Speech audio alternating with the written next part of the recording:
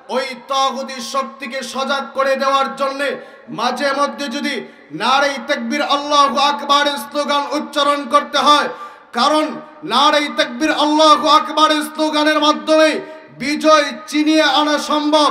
আপনি যদি বদরের ময়দান তালাশ করেন তাহলে দেখতে পারবেন 313 জন সাহাবী নিয়ে হাজার বেঈমান কাফেরের মোকাবেলায় আমাদের প্রিয় নবী বিজয় ছিনিয়ে নিয়ে এসেছিলেন নারে তাকবীর আল্লাহু আকবারের ধ্বনির মাধ্যমে। আমার ইবনুল খাত্তাবের ইতিহাস তালাশ করে দেখেন, আমারও যত যুদ্ধে বিজয় হয়েছেন ততই যুদ্ধের অস্ত্র ছিল নারে তাকবীর আল্লাহু আকবার। খালিদ বিন ওয়ালিদের ইতিহাস তালাশ করে দেখেন, খালিদ বিন ওয়ালিদ যতগুলো যুদ্ধে বিজয় হয়েছিলেন ততগুলো যুদ্ধের ইতিহাস ছিল নারে তাকবীর আল্লাহু আকবার। আজও যদি পৃথিবীর মুসলমানদেরকে মাথা উত্তোলন করে দাঁড়াতে হয়, নারে তাকবীর আল্লাহু আকবারের বিকল্প অন্য কোনো স্লোগান হতে পারে না। এই জন্য মাঝে মধ্যে নারে তাকবীর আল্লাহু আকবারের স্লোগান দিতে হবে। আমার দেশে অনেক সময় অনেক নেতা আর খেতারা আমাদেরকে বলে নারে তাকবীর আল্লাহু আকবারের স্লোগান এটা জামাত শিবিরের স্লোগান। খবরদার, কথা বলতে হলে মুখে লাগাম লাগিয়ে কথা বলতে হবে। জামাত শিবিরের স্লোগান নারে তাকবীর আল্লাহু আকবারের স্লোগান নয়, বরং প্রতিটি মুমিন মুসলমানের স্লোগান নারে তাকবীর আল্লাহু আকবারের স্লোগান। এই দেশের সার্বভৌমত্ব রক্ষা করার স্লোগান হলো নারে তাকবীর আল্লাহু আকবার। আপনি যদি লক্ষ্য করেন তাহলে দেখতে পারবেন গত কিছুদিন আগে রৌমারীতে বিএসএফ এর সঙ্গে একাত্মতা ঘোষণা করে যখন ইন্ডিয়ার মালাউন্ডা আমার দেশটা দখল করার জন্য তারা জয় শ্রীরামের স্লোগান দিয়ে আসছিল, তখন বাংলার এক প্রান্ত থেকে পৃথিবীর সঙ্গে একাত্মতা পোষণ করে নারে তাকবীর আল্লাহু আকবারের স্লোগান দেওয়ার কারণে হিন্দুত্ববাদীরা বাংলাদেশ থেকে পালাতে বাধ্য হয়েছিল। কথা বলেন ঠিক কিনা? এই জন্য নারে তাকবীর আল্লাহু আকবারের স্লোগান এটা আমাদের ঈমানি স্লোগান। নারে তাকবীর আল্লাহু আকবারের স্লোগান এই দেশটাকে রক্ষা করার স্লোগান, এটা কোনো দলীয় স্লোগান হতে পারে না। প্রিয় ভাই আমার, আমরা এখানে যারা আছি অধিকাংশ মানুষগুলো আমরা একে অন্যে মাঝে মধ্যে বলি অমুক ভালো না, তমুক ভালো না, ভালো না বলে বলে মানুষদেরকে আমরা হেয় প্রতিপন্ন করি। অথচ আপনি আর আমি একটু নিজেদের দিকে যদি লক্ষ্য করি যে আমি কোন ক্যাটাগরির, আমি কি ভালো মানুষ কিনা, আমি যদি নিজেকে প্রশ্ন করি যে আমি কি ভালো মানুষ হতে পেরেছি কিনা, নিজেকে প্রশ্ন করলে তাহলে পেয়ে যাবেন আপনি কি ভালো মানুষ কিনা। কিন্তু আমার দেশের মানুষগুলো নিজেকে একটা বারের জন্য প্রশ্ন করে বলে না যে আমি ভালো না খারাপ, এটা নিজের দিকে একটা বার প্রশ্ন করে বলে না। অথচ আপনার আমার প্রিয় নবী, প্যারা নবী, নবী মুহাম্মদুর রাসূলুল্লাহ সাল্লাল্লাহু আলাইহি ওয়াসাল্লাম ভালো মানুষের ডেফিনিশন দিচ্ছেন, কে ভালো আর কে খারাপ। একটু আমরা এখানে যারা আছি আমরা প্রত্যেকে নিজেদের সঙ্গে একটু মিলিয়ে দেখব আমি কি ভালো নাকি খারাপ। আপনি আর আমি নিজেকে নিজে ভালো বললে ভালো হওয়া যায় না, বরং আপনার আমার প্রিয় নবী নবী মুহাম্মদুর রাসূলুল্লাহ যদি বলেন যে আপনি একজন প্রকৃতপক্ষে ভালো মানুষ, আসলে সত্যি আপনি একজন ভালো মানুষ। রাসূল আরবি বলেন এই পৃথিবীতে 10 কোয়ালিফিকেশনের মানুষ আছে, 10টি গুণ যাদের ভিতরে আছে ওই মানুষগুলো হলো পৃথিবীর শ্রেষ্ঠ মানুষ, পৃথিবীর ভালো একজন মানুষ। এখন আমরা এখানে যারা আছি একে একে ধারাবাহিকভাবে এই 10টা গুণ আমাদের ভিতরে আছে কিনা আমরা একটু মিলিয়ে দেখব। আমার আর আপনার প্রিয় নবী নবী মুহাম্মদুর রাসূলুল্লাহ বলেন 1 নম্বরে ভালো মানুষ তো তারা যারা কিনা খায়রুকুম মান তাআল্লামাল কোরআন ওয়া আল্লামা। বুখারী শরীফের 5027 নম্বর হাদিস।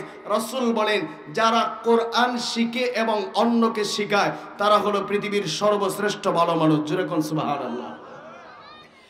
আমার ভাইয়েরা, আমার আর আপনার প্রিয় নবী আপনাকে আমাকে বলে দিচ্ছেন পৃথিবীতে ভালো মানুষ কারা? যারা কিনা নিজে কোরআন শিখে এবং অন্যকে কোরআন শেখায়, ওই মানুষগুলো হলো পৃথিবীর ভালো মানুষ। ওরে মুসলমান, একটু লক্ষ্য করে দেখেন তো আপনি কি আল্লাহর কোরআনটা পড়তে জানেন কিনা? আপনি কি আল্লাহর কোরআনটা অন্য আরেকজনকে শিখাইছেন কিনা? যদি আপনি আল্লাহর কোরআনটা নিজে পড়ে থাকেন এবং অন্য আরেকজনকে শিখিয়ে থাকেন তাহলে আপনি নিজেকে নিজে ভালো মানুষ হিসেবে আখ্যায়িত করতে পারেন। আর যদি কোনোদিন কোরআনুল কারীমের ধারে কাছেও যান না, কোরআনের সংস্পর্শেও যান না, আল্লাহর কসম আপনি কোনোদিন ভালো মানুষ হতে পারেন না।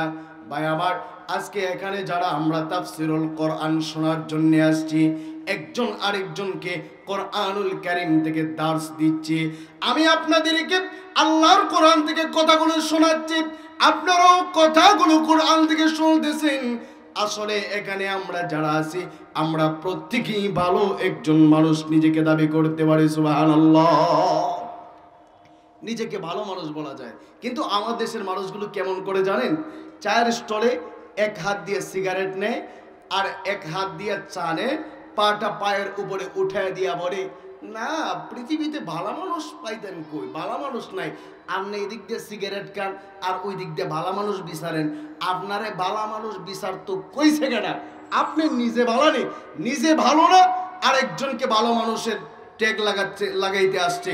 নিজে ভালো তো গোটা জগৎ ভালো, নিজে খারাপ তো গোটা জগৎই খারাপ।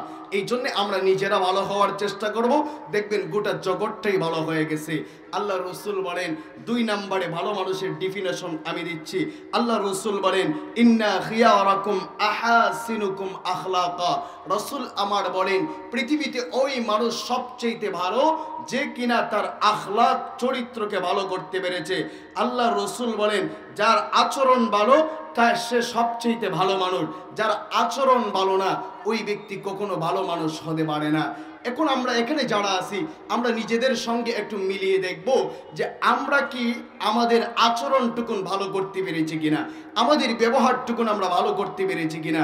আমরা যখন কথা বলতে যাই কেমন জানি কথা বলে, মানুষকে গালাগালি করে কথা বলে, অশৃঙ্খল ভাষাভাষী হয়ে কথা বলে, একটাবার সুন্দর করে মানুষের সঙ্গে কথা বলতে পারে না।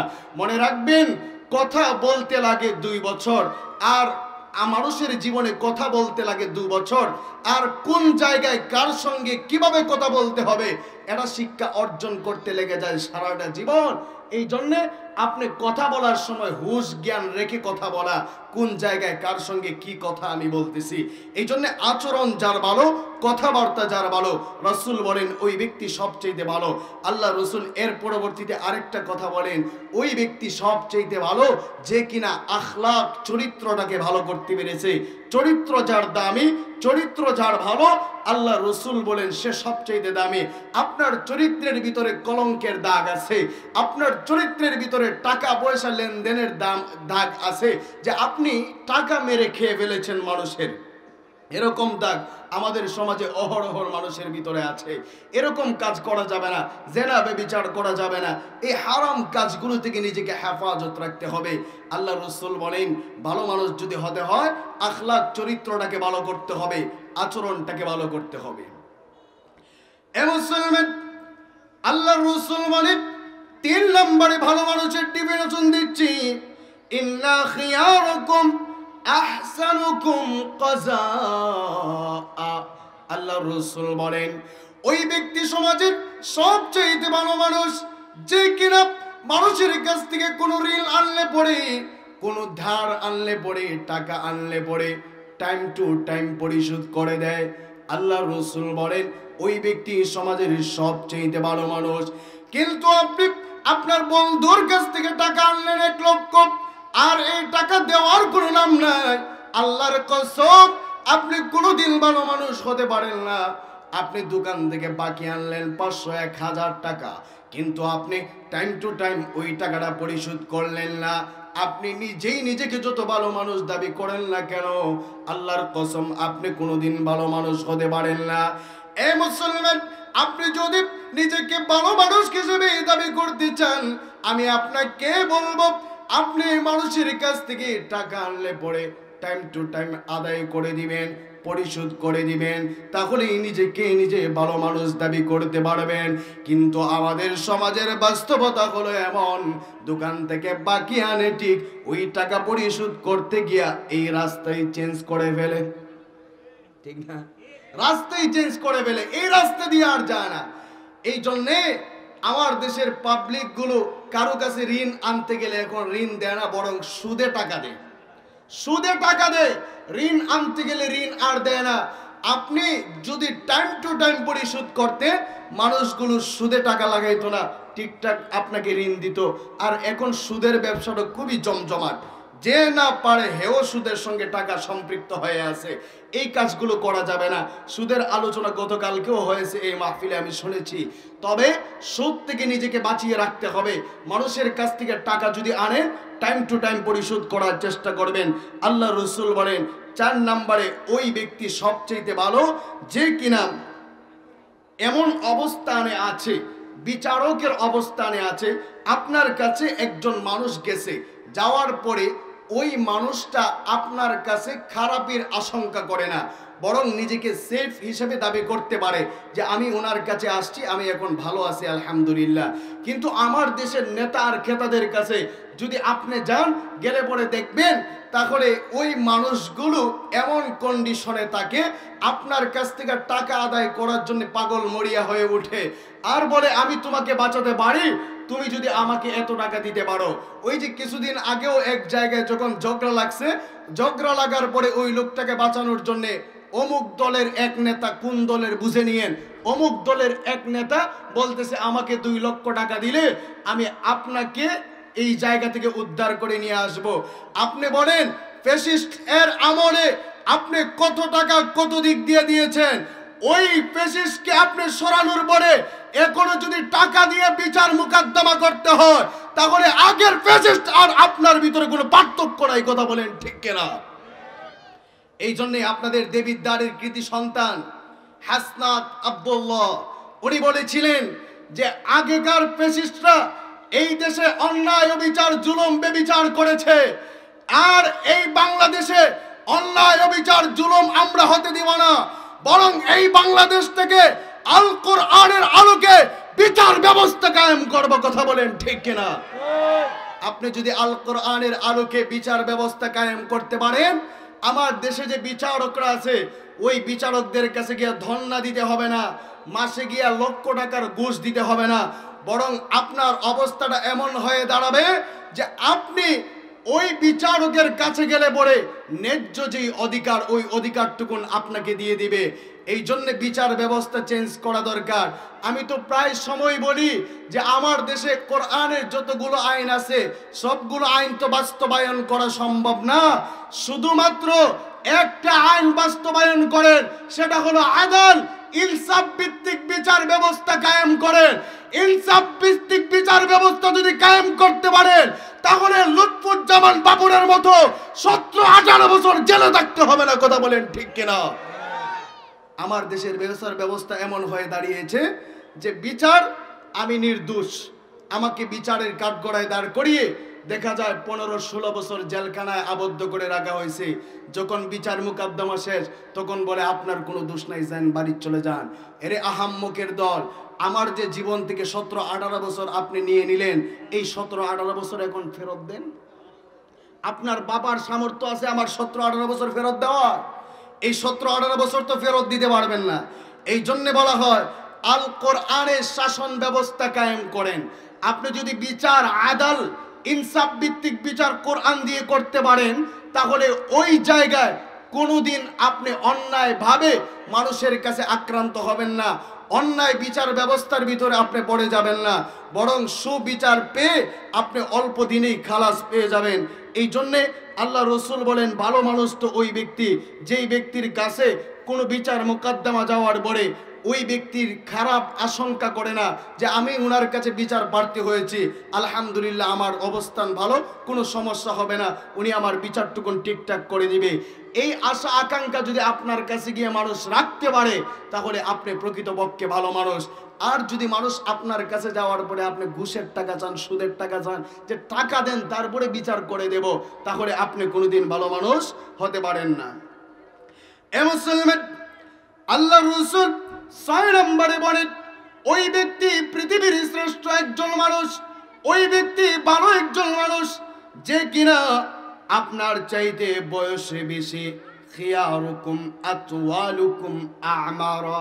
আল্লাহ রাসূল বলেন যার বয়স হলো 20 বছর, 21 বছর যে ওই ব্যক্তি ভালো। যার বয়স 30 বছর, যার বয়স 31 বছর, 30 বছরের চাইতে 31 বছরের বয়সওয়ালা ওই ব্যক্তি একজন ভালো মানুষ। আল্লাহ রাসূল বলেন বয়স যার বেশি সে ভালো মানুষ।